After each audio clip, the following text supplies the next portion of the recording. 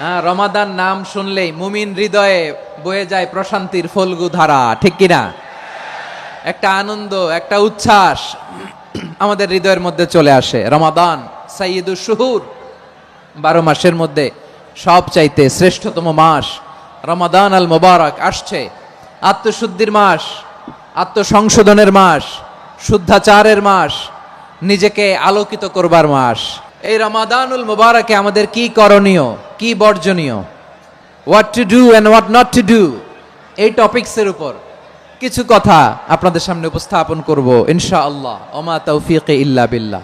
আল্লাহ তাআলা ইরশাদ করছেন, শাহরু রমাদান আল্লাযী উনজিলা ফীহিল কুরআনু হুদাল লিন্নাস ওয়া বাইয়িনাতিম মিনাল হুদা ওয়াল ফুরকান।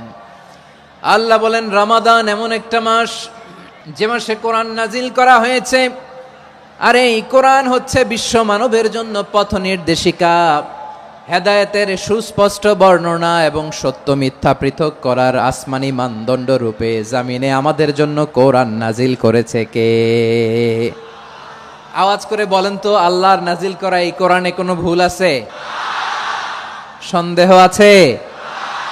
সংশয় আছে? বিয়ন্ডলেস, বাউন্ডলেস, বটমলেস, এমন কিতাব যেটা পড়ে গবেষণা করে এর তথ্য, উপাত্ত, ইনফরমেশন, লেসন নিয়ে শেষ করা যায় না। সুবহানাল্লাহ।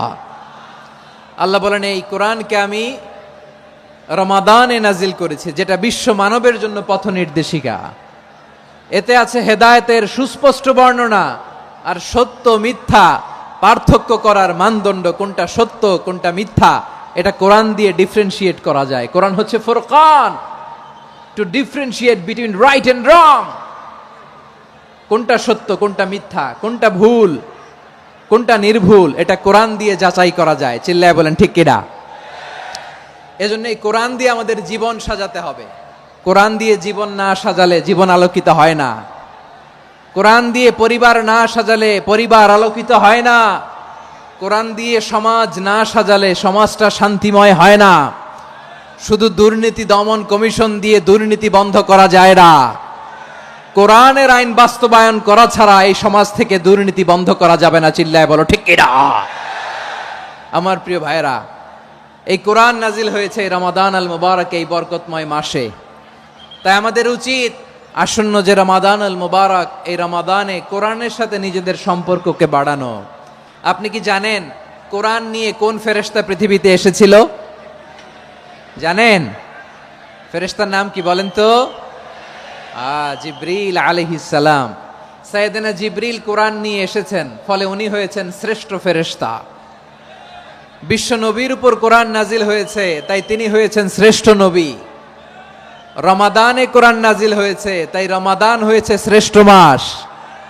কদরের রাতে কোরআন নাজিল হয়েছে, তাই কদর হয়েছে শ্রেষ্ঠ রাত। আমরাও যদি কোরআনের সাথে সম্পর্ক বাড়াই, আমাদের মর্যাদাও এরকম, আমাদেরকেও শ্রেষ্ঠ মানুষ বানায় দিবে কে? এজন্য কোরআনের সাথে সম্পর্ক বাড়াইতে রাজি আছেন তো? যারাই কোরআনের সাথে সম্পর্ক বাড়ায় এদের মর্যাদা বাড়ায় দেয় কে? শাবান মাস আসলে, রজব মাস আসলে সাহাবারা কি করতেন আসুন আমরা দেখি কিভাবে তারা রমাদানকে ওয়েলকাম জানাতেন। রজব শাবান আসলেই ওনারা রমাদান পর্যন্ত পৌঁছার আকুতি, আগ্রহ আর ফরিয়াদ আল্লাহর কাছে জানাতেন আর বলতেন, ইয়া আল্লাহ, রমজান পর্যন্ত আমাদের হায়াত বাড়িয়ে দাও। আল্লাহুম্মা বাল্লিগনা রমাদান, আল্লাহ তুমি রমজান পর্যন্ত আমাদের পৌঁছে দাও। আল্লাহুম্মা বারিক লানা ফি রজব ওয়া শাবান ওয়া বাল্লিগনা রমাদান, আল্লাহ রজব শাবানে বরকত দাও, আল্লাহ রমজান পর্যন্ত তুমি আমাদেরকে পৌঁছে দাও। আওয়াজ করে পড়েন আমিন। আমার প্রিয় চাপাই নবাবগঞ্জের ভাইরা, গত বছর অনেকের সাথে আমরা একসাথে রমাদান কাটিয়েছি, তাদের অনেকে দুনিয়াতে এখন বেঁচে নাই, এরকম আছে না নাই? আচ্ছা, এই বছর যদি খুশনসিব হয় আমাদের, আমরা যদি পাই, আগামী বছরও যে রমাদান আমরা পাবো কোনো গ্যারান্টি আছে? তাহলে আসুন আমরা ভেবে নেই, হতে পারে this Ramadan could be the last and final Ramadan in our life. হতে পারে এই রমাদানই হতে পারে আমার জীবনের শেষ রমাদান। তাই আসুন আমরা আল্লাহর কাছে দোয়া করি, আল্লাহুম্মা বাল্লিগনা রমাদান, আল্লাহ তুমি রমাদান পর্যন্ত আমাদেরকে পৌঁছে দাও। আওয়াজ করে পড়েন আমিন। ইবনু রাজাব আল হাম্বালি লাতাইফুল মাআরিফের মধ্যে লিখেছেন, সাহাবারা ওনারা রমাদান কেন্দ্রিক, আমাদের সালফে সালেহিনরা রমাদান কেন্দ্রিক জীবন কাটাতেন। ওনারা রমজান আসার 6 মাস আগে আল্লাহর কাছে দোয়া করতেন, আল্লাহ রমজান পর্যন্ত পৌঁছে দাও। রমজান চলে যাওয়ার পরে বাকি 6 মাস আল্লাহর কাছে দোয়া করতেন, আল্লাহ এই রমাদানে যে ইবাদত করেছি এই ইবাদতগুলো তুমি কবুল করে নাও। সুবহানাল্লাহ। তাহলে পুরো বছর রমাদান কেন্দ্রিক জীবন। রমজান আসার আগে 6 মাস দোয়া করতো, আল্লাহ আমরা যেন রমজান পাই। রমজান চলে যাওয়ার পরে বাকি 6 মাস বলতো, আল্লাহ রমজানে যে ইবাদত করেছি এগুলো তুমি কবুল করে নাও। সুবহানাল্লাহ। আবার এই শাবান মাসে আল্লাহর হাবিব সাল্লাল্লাহু আলাইহি ওয়াসাল্লাম সবচেয়ে বেশি রোজা রাখতেন। এই শাবান শেষে আমাদের মধ্যে আগমন করবে রমাদান, এবং এই রমাদানুল মুবারক আল্লাহ তাআলা আমাদের জন্য সিয়াম ফরজ করেছেন। কি ফরজ করেছেন? তিনি সূরাতুল বাকারার 183 নম্বর আয়াতে ইরশাদ করছেন, রাব্বুল আলামিন বলেন, ইয়া আইয়ুহাল্লাযীনা আমানু কুতিবা আলাইকুমুস সিয়ামু কামা কুতিবা আলাল্লাযীনা মিন ক্বাবলিকুম লাআল্লাকুম তাত্তাকুন। আল্লাহ বলেন, ও বিশ্বাসীরা শোনো শোনো, তোমাদের জন্য সিয়ামকে ফরজ করা হয়েছে, ঠিক যেমন ভাবে তোমাদের পূর্ববর্তী উম্মতদের উপরও সিয়ামকে ফরজ করা হয়েছিল, লাআল্লাকুম তাত্তাকুন, যাতে করে তোমরা সবাই মুত্তাকি হতে পারো। সুবহানাল্লাহ বলেন, যাতে করে তোমরা আল্লাহ সচেতন হতে পারো। তাহলে সিয়ামকে, এই সামনে যে রমাদান আসতেছে আমার প্রিয় ভাইয়েরা, এই পুরো রমাদান ব্যাপী সিয়াম সাধন করা, সিয়াম পালন করাকে আমাদের জন্য ফরজ করে দিয়েছে কে?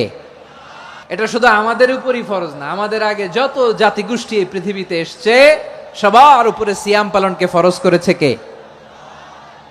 তবে ধরনটা ভিন্ন ছিল, এক এক জাতিগোষ্ঠীর জন্য এক এক ধরনের ছিল।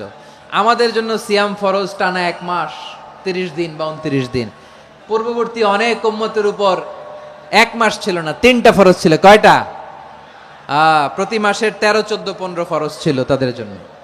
কারো জন্য শুধু একটা, আশুরার রোজা। কোন কোন উম্মতের জন্য 10টা।